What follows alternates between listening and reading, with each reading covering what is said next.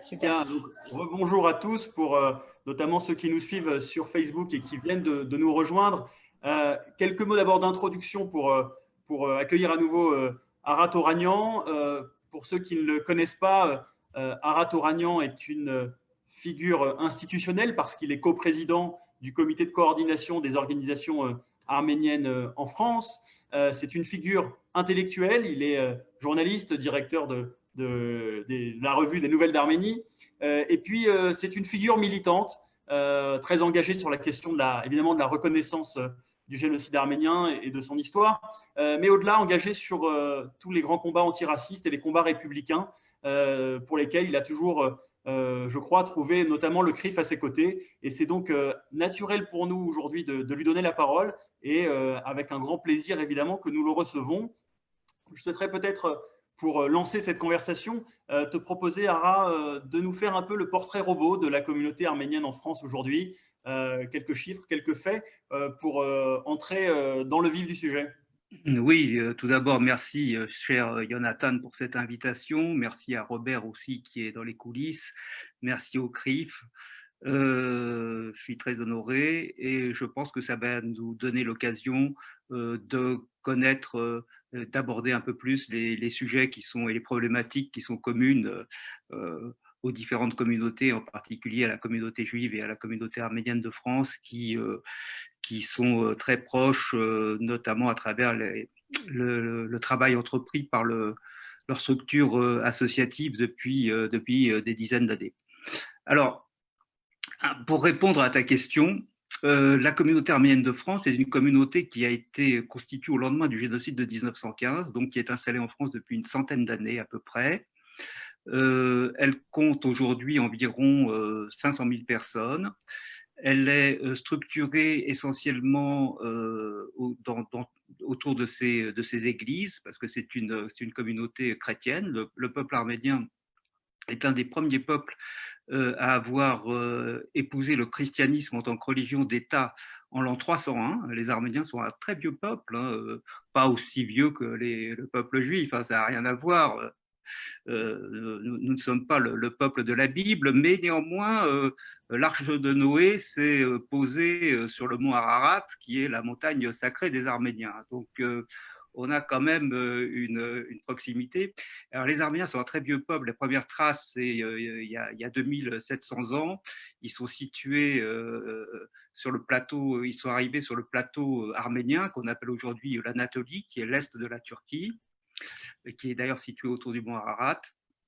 Donc, c'est peuple chrétien, peuple qui a des marqueurs identitaires assez forts. Hein. Vous avez remarqué que tous les noms arméniens se terminent par Yan, donc ça, on nous repère d'assez loin. On a un alphabet propre. On a donc une langue qui est propre, qui est l'arménienne. On a un clergé qui est propre, nous ne sommes pas rattachés ni à Rome ni à l'Église orthodoxe. Nous sommes une Église autocéphale. Donc voilà un peu les caractéristiques des Arméniens, qui sont un peu des super Gaulois du Caucase, dans leurs caractéristiques, si on fait de la psychologie de peuple de bazar. Enfin, ce sont un peu les super Gaulois du Caucase, je dirais.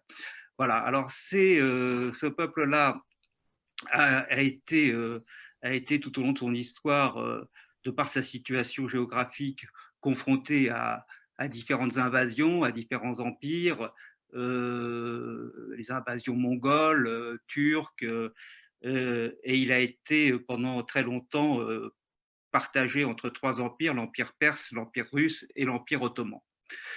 Ce qui s'est passé, c'est que donc en 1915, c'est la partie ottomane donc de l'Arménie et du peuple arménien qui a été en but à une tentative, pas une tentative d'ailleurs, une entreprise de liquidation totale de la part du gouvernement jeune turc de l'époque, de l'Empire ottoman. Et la communauté arménienne de France est constituée par les rescapés, les réfugiés qui sont arrivés en France ici il y a, je vous dis, 100 ans et qui ont tout fait pour s'intégrer dans ce pays de liberté, en étant certains, la raison chevillée au corps que plus jamais leur peuple serait confronté à ces fléaux qu'ont été pour lui le djihadisme, le panturquisme et ces fanatismes qui sont venus à bout de son existence en Arménie occidentale, parce que le génocide, donc c'est 1,5 million de morts, bien sûr. Il y a eu tout un processus parce qu'il y a eu toute une série de massacres auparavant. Et puis aussi, c'est toute une culture, des églises, des bâtiments, une langue qui a été anéantie en 1915. Et nous sommes un peu, nous avons l'immense responsabilité, les gens de ma génération, d'être les porteurs de cette histoire, les dépositaires de cette mémoire qui a été pendant très longtemps occultée, qu'on n'a pas voulu connaître parce qu'elle était aussi confrontée à un négationnisme d'État de la Turquie qui s'est évertué pendant des années et des années, pendant tout un siècle, non seulement à nier le génocide arménien, à faire en sorte que toutes les traces de la présence des Arméniens soient effacées, mais aussi à faire en sorte que leur voix soit censurée partout où elles s'exprimaient. Donc, il a fallu vraiment faire un travail très très long d'organisation, de conviction, un travail de théorisation aussi de ce qui nous était arrivé, de réalisation de ce qui nous était arrivé, pour pouvoir déjà se rassembler, reconstituer une conscience collective et puis essayer de faire valoir cette histoire qu'il fallait d'autant plus faire connaître qu'on a tout fait pour justement la censurer. À cet égard, vraiment, nous sommes très reconnaissants au travail qui a été fait par la communauté juive au lendemain de la Shoah, de ce drame terrifiant, parce qu'elle a réussi à mettre des mots sur la chose, à expliquer combien un tel crime contre l'humanité avait une dimension totalement imprescriptible. Elle a mis les choses à la bonne hauteur et elle a abordé un certain nombre de concepts qui ont beaucoup servi, y compris à un peuple comme le nôtre. Le concept de génocide, comme vous le savez, il a été inventé par un juif polonais qui s'appelait Raphaël Lemkin. Et Raphaël Lemkin explique dans une vidéo et dans ses nombreux livres également qu'il a forgé ce concept à partir de l'expérience des massacres des Arméniens en 1915 et de ce qui est arrivé, bien sûr, pendant la Deuxième Guerre mondiale au peuple juif. Ça nous fait ça nous fait une base évidemment dramatique, commune. On parle souvent de communauté de destin entre les Juifs et les Arméniens. Oui, enfin, toute proportion gardée. Je veux dire que ce n'est pas la même histoire, ce n'est pas la même histoire en France, mais il y a chez les deux peuples, malheureusement, cette perpétuation dans l'histoire des massacres, de l'oppression, de la discrimination. Chez les Juifs, ça a eu un caractère mondial, quasiment mondial, dans tous les pays où ils ont été. Il y a eu l'antisémitisme qui a fait d'eux un bouc émissaire. C'est une situation que nous, on comprend très bien parce qu'on l'a vécu sur notre peau, mais en Turquie, on était les boucs émissaires favoris de l'Empire ottoman, de la Turquie, et on l'est jusqu'à maintenant, jusqu'à aujourd'hui, le peu qui reste de la communauté arménienne, puisque s'il y avait à peu près 2 500 000 Arméniens au début du siècle dernier, aujourd'hui, il en reste à peine 50 000 en Turquie. Mais néanmoins, la haine persiste et cet usage de la haine en politique, cette désignation des boucs émissaires, c'est évidemment quelque chose qui nous interpelle parce que c'est notre histoire et parce que par une situation absolument désastreuse. On voit que même en France, aujourd'hui, alors qu'on pensait que toutes ces histoires étaient très loin derrière les uns et les autres, on voit des phénomènes d'intolérance et à nouveau de racisme et d'antisémitisme ressurgir. Et ça nous choque beaucoup parce que le racisme, c'est aussi notre problème. L'antisémitisme, c'est aussi notre problème, bien sûr. Et on est très attaché à ce que la République préserve la paix des minorités, préserve la concorde nationale, permette à chacun de s'exprimer et qu'on n'entre pas dans des cycles de haine et de violence dont on a trop connu les effets dramatiques sur les uns et sur les autres. Est-ce que tu peux nous dire d'ailleurs quelques mots sur l'actualité de la haine qui touche spécifiquement les Arméniens et la mémoire du génocide en France aujourd'hui? Parce on a souvent le sentiment que c'est une question, j'allais dire, internationale, avec évidemment la position de la Turquie fermée sur cette question. Mais en fait, je sais qu'il y a une traduction sur le terrain en France pour la communauté arménienne. Et parfois des agressions, ce genre de choses. Est-ce que tu peux nous dire quelques mots, puisqu'on n'en a pas toujours conscience? Bon, alors, la violence la plus forte à laquelle on est confronté, c'est la violence symbolique du négationnisme d'État de la Turquie qui vient s'exporter jusqu'en France et qui, malheureusement, instrumentalise les communautés turques en particulier, qui sont très exposées à la propagande négationniste de l'État turc et dont l'État turc essaye d'en faire des relais. Bon, ça s'exprime essentiellement sur Internet. Il y a un certain nombre de personnes, dont des Français d'ailleurs, dont un en particulier, qui est payé un think tank négationniste turc et qui organise, est un peu le chef d'orchestre de ce négationnisme sur le territoire national. Donc, c'est une situation qu'on vit évidemment très mal parce que le négationnisme, comme vous le savez, comme tu le sais particulièrement, c'est la continuation du génocide par d'autres moyens. Bernard-Henri Lévy, qui était venu à un meeting qu'on avait organisé à la Mutualité il y a quelques années pour demander une loi de pénalisation du négationnisme, avait bien expliqué qu'il considérait que c'était le stade suprême du génocide, en particulier quand il s'agit d'un négationnisme d'État, la Turquie considérant que la négation du génocide arménien fait partie des priorités de sa politique étrangère.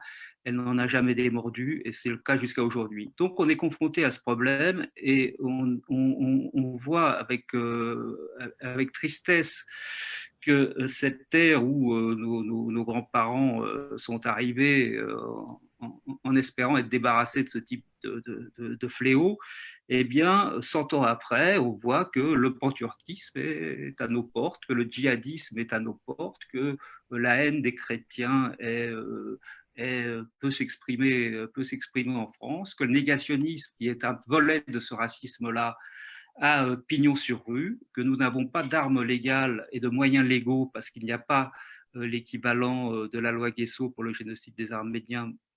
Eh bien, on n'a pas de défense légale pour se protéger contre ce fléau. Donc, on a un vrai problème. On a constaté lors des dernières municipales, là aussi, avec beaucoup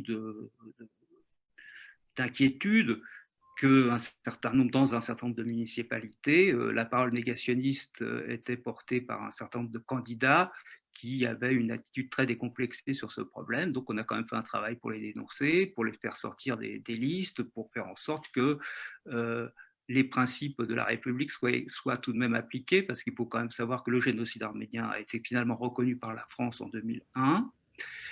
Et puis que le 24 avril, qui est le jour national où dans le monde entier les communautés commémorent le processus d'anéantissement, est devenu aussi une journée nationale en France. Donc cette parole, cette mémoire-là doit être défendue.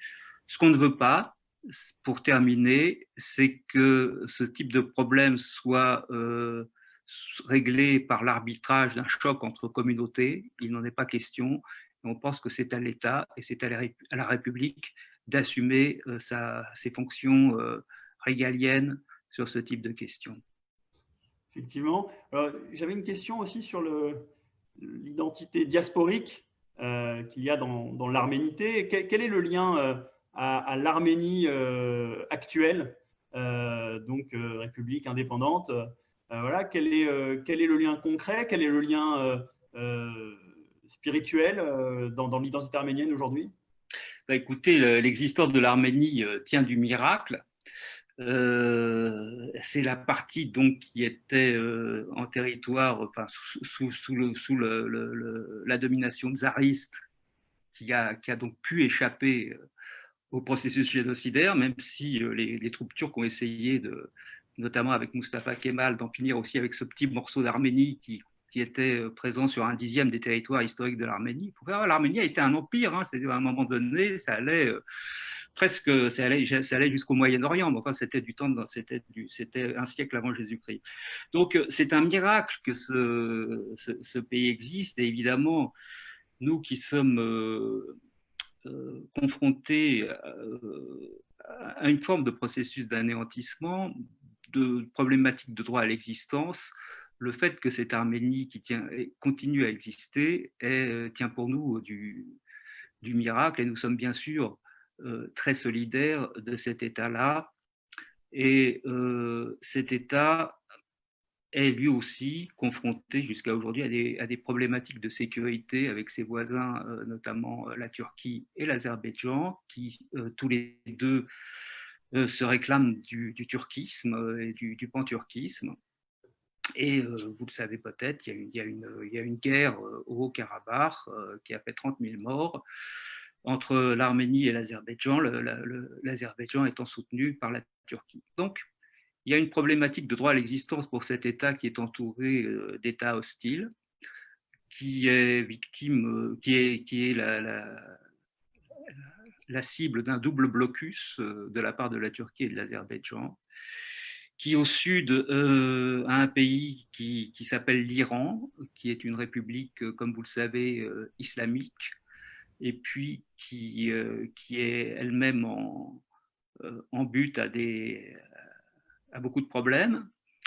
Et puis nous avons au nord la Géorgie, qui est aussi une république qui est confrontée à la guerre de son côté. Donc on est vraiment dans une poudrière avec les processus qui avaient amené au génocide en 1915, qui perdurent jusqu'à aujourd'hui, les causes, la haine anti-arménienne.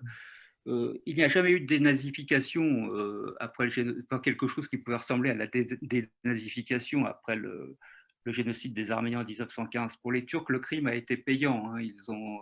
Jusqu'à aujourd'hui, ils continuent à en tirer les dividendes, mais les facteurs de haine contre les Arméniens continuent à perdurer, et le négationnisme constitue d'ailleurs un indicateur d'une possible récidive.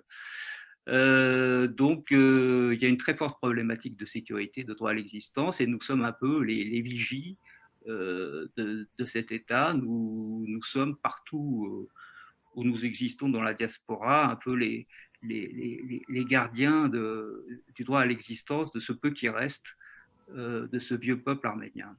En un mot, peut-être sur le plan géopolitique, avant qu'on puisse prendre quelques questions de nos auditeurs, sur les alliés de l'Arménie, et puis au contraire ceux qui font front avec la Turquie, comment tu pourrais décrire la scène géopolitique? Bah, la scène géopolitique, c'est que le système d'alliance de l'Arménie, de par l'histoire et de par la géographie, il est lié à la Russie. La Russie a constitué, a joué un rôle de protecteur de l'entité arménienne. Historiquement, c'est comme ça. Et nous avons toujours été dans le système. Il y a eu une Arménie communiste, soviétique, et nous sommes encore jusqu'à aujourd'hui sous le parapluie russe. Si on n'a pas le parapluie russe, il est fort à craindre que la Turquie va continuer le travail, parce que le panturquisme, c'est quoi? C'est la réunification de tous les peuples turcophones sous la bannière donc de la Turquie. Et l'idée, c'est d'établir une continuité terrestre entre la Turquie, l'Azerbaïdjan et tous les peuples turcophones jusqu'à la mer de Chine derrière. Il y a un obstacle territorial à cette continuité terrestre, c'est ce petit bout d'Arménie. Si ce petit bout d'Arménie ce petit bout d'Arménie saute, c'est pas grand-chose, hein, c'est quelques dizaines de kilomètres entre la Turquie et l'Azerbaïdjan. Si ça saute, on aura cette continuité terrestre. Et l'objectif du pan-turquisme, c'est vraiment d'établir cette continuité terrestre. Donc, nous sommes un État, par la force des choses, extrêmement militarisé. C'est un des pays qui a l'Arménie le plus fort pourcentage de son PIB qui est consacré à la défense. Et ça fait aussi un petit point commun avec Israël. Cette difficulté. Un voisinage pacifique et ouvert. Voisinage compliqué. Très bien. Merci Ara pour ces éléments d'éclairage sur la communauté arménienne de France et l'Arménie plus largement. Je redonne la parole à Marie-Sara et Robert pour quelques questions complémentaires. Marie-Sara va vous poser la première question. Oui, on a une première question. Vous avez terminé sur la question d'Israël. Eh bien, je vais mettre les pieds dans le plat. Et donc, on a une question. Je voulais savoir, d'après vous, pourquoi le gouvernement israélien ne reconnaît toujours pas le génocide arménien, mais agite cette menace face à la Turquie quand les relations se tendent? Écoutez, c'est pourquoi elle ne le reconnaît pas, parce qu'elle est dans une alliance stratégique depuis longtemps avec la Turquie. J'ai expliqué que l'Arménie était sous le parapluie russe. Les systèmes d'alliance sont de fait, l'histoire a fait les choses comme ça, sont différents, même si les affinités électives sont grandes entre les Juifs et les Arméniens. Donc il y a ce premier aspect. Il faudrait demander aux dirigeants israéliens pourquoi ils ne veulent pas reconnaître, mais je crois que les Israéliens sont aussi confrontés à une problématique de sécurité très, très forte. La Turquie a été pendant des décennies le seul pays musulman qui n'aurait pas fait la guerre. Je comprends que dans ces conditions, ils ont évité la provocation. Sachant que les menaces étaient extrêmement fortes du côté turc, le chantage de la Turquie était extrêmement puissant. Même les États-Unis, la plus grande puissance mondiale, ont reconnu le génocide qu'il y a quelques mois, parce qu'ils ont cédé pendant des décennies et des décennies au chantage et aux pressions de l'État turc, qui menaçait de tout casser. Enfin bon, bref, si le génocide était reconnu. Donc, malheureusement, malgré la conscience morale, les impératifs moraux, la réelle politique fait un peu loi. Et c'est dommage, mais c'est une question que connaît bien le CRIF, connaissent bien nos amis juifs de France. Combien de fois Bernard-Henri Lévy, Serge Klarsfeld et tant d'autres ont demandé publiquement à Israël de reconnaître le génocide. En tous les cas, ça ne peut pas être un point de clivage entre juifs et arméniens de France, mais bon, c'est une problématique. En tous les cas, on en souffre parce que, bien sûr, c'est un enjeu, c'est un enjeu moral aussi, et ce serait justice qu'Israël reconnaisse. Mais on n'est pas le seul à le dire, je crois que beaucoup de gens au CRIF le disent aussi. Absolument. La deuxième question, Ara, porte sur le négationnisme, et je peux vous dire que lorsque on fait une réunion entre le CRIF et Arat Oranian, eh bien, nos modérateurs ont eu déjà du travail sur la page Facebook du CRIF où on est en diffusion directe. La question qui vous est posée, c'est est-ce que les négationnismes du génocide arménien sont aussi violents que ceux de la Shoah? C'est d'une violence extrême. Nous avons un discours négationniste extrêmement haineux qui est organisé depuis Ankara et qui est relayé en France par un certain nombre d'officines et par un certain nombre de personnes qui sont des salariés de l'État turc, des Français. Parmi un des objectifs d'ailleurs est de créer une fracture entre les Arméniens et les Juifs. Il y a une propagation de messages de haine, de mensonges, d'enfumage. Enfin, c'est une incitation à la haine incroyable. Et on espère bien qu'on va pouvoir en venir très vite à bout par les moyens de la loi. Mais on a un vrai défi. On a un vrai défi et c'est insupportable pour, évidemment, comme vous pouvez l'imaginer, pour des dépositaires de la mémoire d'un peuple exterminé, d'être confrontés à des gens qui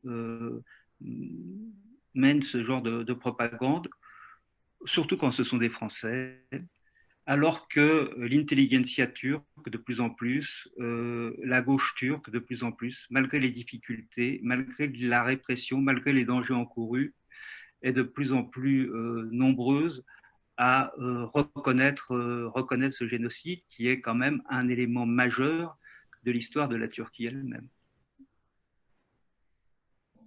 Alors, une autre question, et la dernière sera posée par Marie-Sara. On vous demande quel est le poids du souvenir chez les Arméniens. Nous, vous savez, on est né avec le devoir de mémoire parce que ce devoir est d'autant plus fort que l'injonction à se taire a été forte aussi.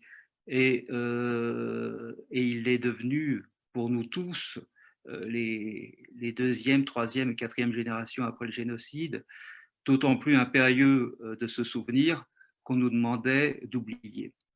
Donc, cette mémoire et ce souvenir, on l'a bien sûr chevillé au corps. Et je crois que, j'imagine que pour les Juifs, c'est quelque chose que personne d'autre, mieux qu'un Juif, peut comprendre cette situation. Alors, on a une dernière question, Ara. Quel est aujourd'hui le lien? Vous avez parlé un petit peu de la diaspora arménienne en France. Aujourd'hui, la nouvelle génération, les jeunes, quel est leur lien, quel est leur attachement à l'Arménie aujourd'hui? Il y a beaucoup de choses qui passent par justement l'Arménie. Aujourd'hui, chacun accommode sa culture arménienne à sa sauce parce que l'Arménie produit une offre dans tous les domaines culturels, politiques, sportifs, économiques, business, tout ce que vous voulez. C'est un État qui a fait une révolution il y a 2 ans pour sortir un peu du système poutinien dans lequel il était un peu asphyxié, qui a fait une vraie révolution démocratique et qui est très très dynamique. Il faut savoir que le PIB par habitant de l'Arménie, qui n'a pas de pétrole par exemple, est en 2019 supérieur à celui de l'Azerbaïdjan, qui est une espèce de monarchie pétrolière. Donc c'est un État qui est très très dynamique et il y a une très grande offre en ce qui concerne l'Arménité et chacun maintenant, à travers le monde associatif ou même d'une manière individuelle, également à travers le tourisme, eh bien, va chercher en Arménie ce dont il a besoin pour son identité. L'accès à l'indépendance de l'Arménie a vraiment changé la donne pour l'identité des Arméniens de France et de plus en plus de choses. De plus en plus, l'organisation de l'identité s'articule autour de l'existence de cet État arménien indépendant. Ara, il nous reste à te remercier pour cet échange particulièrement intéressant. On a pu parcourir à la fois l'histoire et la géographie de l'identité arménienne, donc en France et en Arménie, dans les temps présents comme dans les temps passés. Merci beaucoup à toi. On est évidemment toujours à ta disposition pour cultiver cette amitié entre les Juifs et les Arméniens et peut-être aussi mener ensemble, continuer à mener ensemble des combats communs dans la société française qui a besoin peut-être de nos regards croisés sur les questions notamment de vivre ensemble.